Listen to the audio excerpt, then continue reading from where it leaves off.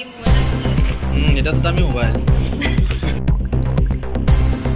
দাঁড়াও দাঁড়াও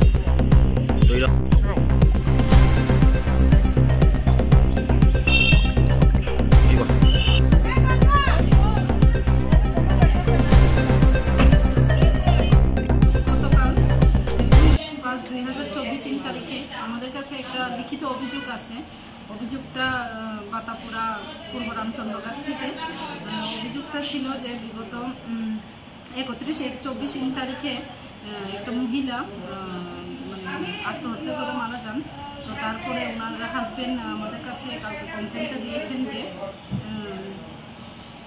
ওনার মানে উৎপীড়ন এবং উচ্ছৃঙ্খলতার কারণে ওনার স্ত্রী মারা গেছেন এবং ওনার স্ত্রী মারা যাওয়ার পর থেকে নাকি ওই যে লোকটা তাই ওনার মেয়ে আছে 13 ইয়ার্সের, ওই মেয়েকে কুনজরে দেখে এবং বিভিন্ন সময় কুপ্রস্তাব দেয়, কথা বলে, এই ধরনের অভিযোগ করে।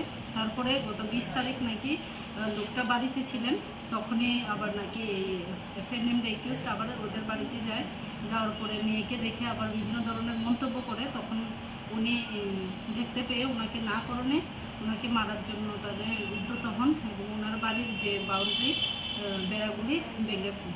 এই অভিযোগ মূলে আমরা একটা কেস রেজিস্টার করি বাইটে women PS case number 2017 under section 306, 447, 354A, 506, 34 IPC এবং 12 of Protection of Children from Sexual Offences Act 2012 এবং on the basis of complain আমরা যে একিউজড পারসন অনুপ দাসকে অ্যারেস্ট করি এবং আজকে কোর্টে ফরওয়ার্ড করা হচ্ছে।